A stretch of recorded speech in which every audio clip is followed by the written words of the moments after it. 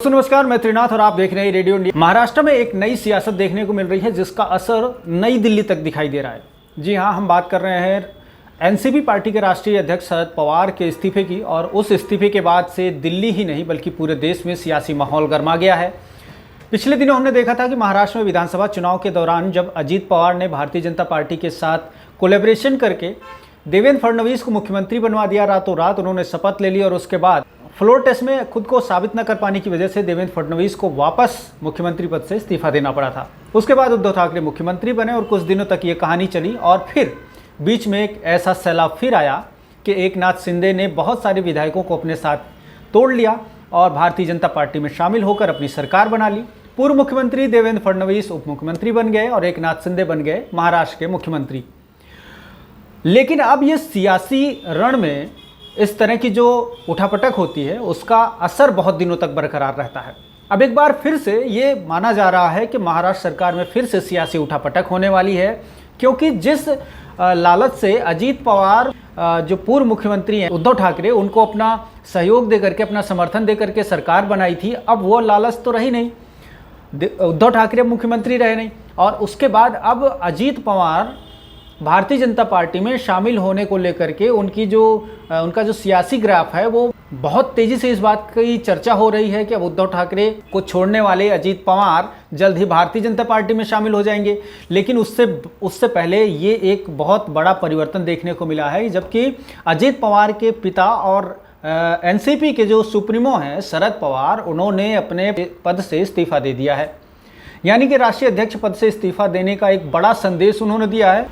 और अब ये साफ जाहिर है कि महाराष्ट्र सरकार को चलाने वाले शरद पवार अब अपना इस्तीफा देने के बाद अजीत पवार को साफ तौर पर संकेत दे दिया है कि अब उनकी इच्छा जो मर्जी वो करें। साफ जाहिर है कि जो राष्ट्रवादी कांग्रेस पार्टी यानी एनसीपी के थे कार्यकर्ता हैं, जो डिवोटेड लोग हैं, उन लोगों को ये नागवार बात गुजर रही है। लेकिन बात बिल्कुल सत्य है, भारतीय जनता पार्टी में शामिल होने की जो अटकलें थी उस पर ये मुहर लगाता हुआ प्रतीत हो रहा है शरद पवार का इस्तीफा।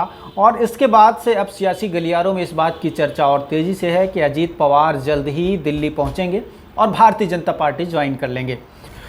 उधर शरद पवार की बेटी सुप्रिया सुले ने भी एक ऐसा बयान दे दिया है जिसको लेकर के अब चर्चा ये चल रही है कि क्या भारतीय जनता पार्टी में शामिल होने के ही जो चरण चल रहे हैं अजीत पवार के, उसको रोकने की बात तो नहीं की जा रही है।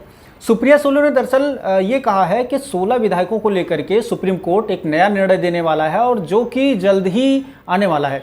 इस निर्णय के बाद ये स्थिति स्पष्ट हो जाएगी। अगर ये फैसला एकनाथ शिंदे के पक्ष में जाता है तो एकनाथ शिंदे के लिए तो सियासी जो गलियारे हैं वो तो ठीक चल ही रहे हैं, लेकिन और अच्छे हो जाएंगे।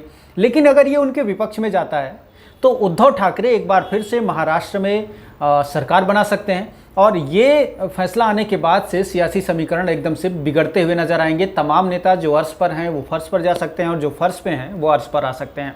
तो सुप्रिया सुले के इस बयान के बाद से ये कयास लगाए जा रहे हैं कि अगर इन विधायकों पर 16 विधायकों पर जो सुप्रीम कोर्ट निर्णय सुनाने वाला है वो किसके पक्ष में आएगा, ये समय पर निर्भर करेगा और ये जिसके भी पक्ष में आएगा उसकी ही सत्ता ठीक तरीके से चल पाएगी।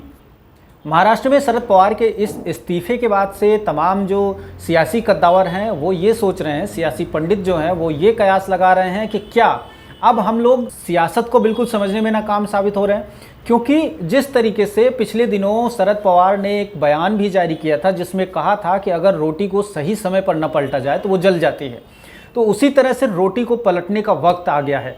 इसका मतलब क्या है, बहुत बारीकी से समझने की ज़रूरत है। अजीत पवार का जो सियासी भविष्य है उसको देखते हुए शरद पवार ने ये इस तरह का जो निर्णय लिया है वो माना जा रहा है कि उनको सिक्योर करने का एक बहुत बड़ा निर्णय है और अजीत पवार के भारतीय जनता पार्टी में जाने से पहले की अप्रत्याशित अप्रत्यक्ष तौर पर मुहर है। और अगर इस तरह से कुछ होता है तो महाराष्ट्र में उद्धव गुट वाले शिवसेना के लिए बहुत ही बुरी खबर होगी। लेकिन एकनाथ शिंदे कि गुट में जो लोग हैं, एकनाथ शिंदे जिस तरह से अपनी सरकार चला रहे हैं, उनके लिए बहुत अच्छी खबर होगी। लेकिन दूसरा फैसला ये अगर सुप्रीम कोर्ट ने 16 विधायकों को लेकर के एकनाथ शिंदे के अगेंस्ट में किया तो मुश्किलें थोड़ी सी बढ़ सकती हैं। कुल मिलाकर देखा जाए तो भारतीय जनता पार्टी जिस तरह से देश के अलग अलग प्रदेशों में अपनी सरकारों को इस्टेब्लिश करती जा रही है, उसका नतीजा ये हो रहा है कि भारतीय जनता पार्टी पूरे विश्व में व्यापक तौर पर फलती फूलती जा रही है। विश्व में इसका नाम आने लगा है, बड़ी पार्टियों की लिस्ट में भारतीय जनता पार्टी शामिल हो चुकी है।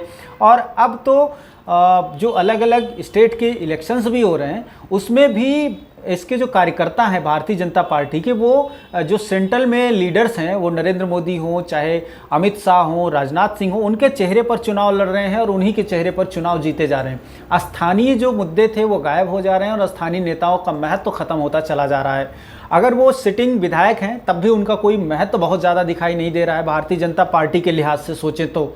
और संवैधानिक लिहाज से भी आजकल के विधायकों और सांसदों की क्या स्थिति है वो आप जानते होंगे। बहरहाल शरद पवार के इस्तीफे के बाद से ये जो नई कड़ी जुड़नी शुरू हुई है, अब उससे ये साफ जाहिर है कि महाराष्ट्र में एक नया संदेश कुछ ही दिनों में आने वाला है और अजीत पवार भारतीय जनता पार्टी का पटका पहनकर और भारतीय जनता पार्टी का बिल्ला लगाकर घूमते हुए नजर आएंगे। और ऐसा भी हो सकता है कि सेंटर में उनको कोई ना कोई महत्वपूर्ण मलाईदार पोस्ट भी दिया जाए।